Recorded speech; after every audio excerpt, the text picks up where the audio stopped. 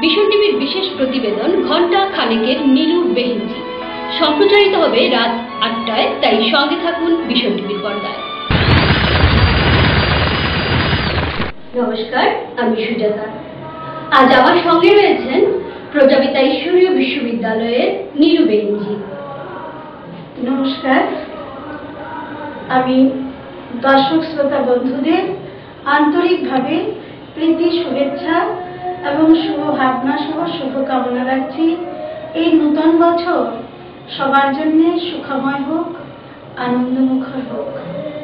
Raj Chakraborty report, ভীষণ TV.